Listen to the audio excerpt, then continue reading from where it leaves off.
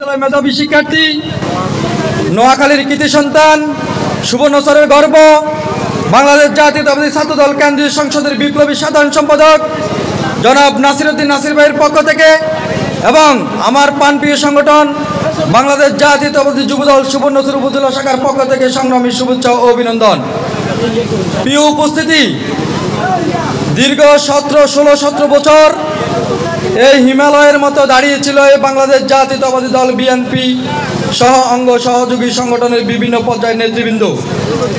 আপনারা দেখেছেন গতকাল আমাদের এক সহযোদ্ধা ছোট ভাই ফরিদগঞ্জ 16 নং রূপসা ইউনিয়ন ছাত্রদলের সভাপতি, যে বিভিন্ন গত 17 বছর বিভিন্ন আন্দোলন সংগ্রামের সর্বোচ্চ ভূমিকা পালন করেছেন, তাকে সামান্য একটা বিষয় নিয়ে এসআই খোকন চন্দ্র দাস, যারা রয়ের এজেন্ট হিসেবে কাজ করে থাকে, অনেক প্রশাসনের অনেক পর্যায়ের নেতারা, অনেক পর্যায়ের কর্মকর্তা বিগত 2014 সালের পর থেকে যাদেরকে কোনো রকম নিয়ম শৃঙ্খলা না মেনে বিভিন্ন পদে পদায়িত করেছেন, সে এক কর্মকর্তা খোকন চন্দ্র দাস দেখেছেন আপনারা কাবিকে কিভাবে হেয় প্রতিপন্ন করেছে।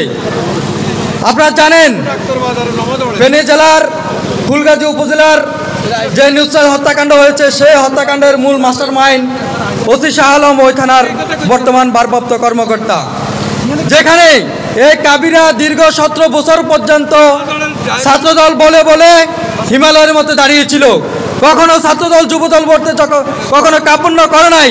সে ছাত্রদলের নেতাকে কিভাবে হ্যারাসমেন্ট করে নিয়েছে আপনারা দেখেছেন। আমরা পরিষ্কার ভাষায় বলে দিতে চাই, যেখানে আমরা 17 বছর নির্যাতন সহ্য করে এই দল ছেড়ে কখনো কোথাও যাইনি, এই দলের কথা বলতে কোথাও কখনো দ্বিধাকণ্ঠ করি নাই। সেই সব নেতাদেরকে নিয়ে যদি আপনারা প্রশাসনের কর্মকর্তা সহ আওয়ামী লীগ ফ্যাসিস্টের দোষরা যদি কোনো রকম ষড়যন্ত্র এবং পায়তারা করার চেষ্টা করেন, আপনাদেরকে এই সমাজে এই রাষ্ট্রের দাঁত ভাঙা জবাব দেওয়া হবে। আপনারা জানেন আমাদের এই সুবর্ণচর উপজেলা দীর্ঘ 17 বছর পর্যন্ত আমরা কোনো ওপেন মাঠে প্রোগ্রাম করতে পারি নাই। কেউ পেরেছেন আপনারা? কেউ পারে নাই, কারণ প্রেসিডেন্ট হাসিনা কাউকে দাঁড়ানোর মতো সুযোগও দেয় নাই। আমি আপনাদেরকে বলবো, এই 17 বছর আমরা যেভাবে একে অপরের পাশে ছিলাম, আমাদের দলীয় লোক, আমাদের ভিতরে কিছু ভুলভ্রান্তি থাকতে পারে। আমি আপনাদেরকে এই ইফতার পার্টি থেকে অনুরোধ করব, সকল দ্বিধাদ্বন্দ্ব ভুলে গিয়ে একে অপরের কাঁধে কাঁধ রেখে হাতে হাত রেখে আমরা সামনের দিকে এগিয়ে যাব।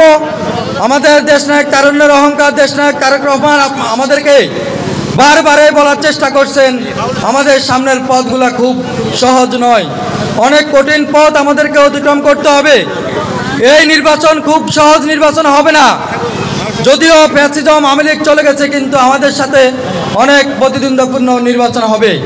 সুতরাং আমরা যদি আমাদের ভিতরে ভেদাভেদ ধরে রাখি, আমরা একে অপরের সমালোচনা করি, তাহলে আমরা আমাদের নির্দিষ্ট গন্তব্যে পৌঁছাতে পারবো না। আমি সবাইকে অনুরোধ করে এই রমজান মাসে সিয়াম সাধনার মাসে সবাইকে অনুরোধ করব, কেউ কাউকে কোনো রকম হ্যারাসমেন্ট করার চেষ্টা করবেন না। এই বলে আমি আমার বক্তব্য এখানে শেষ করলাম।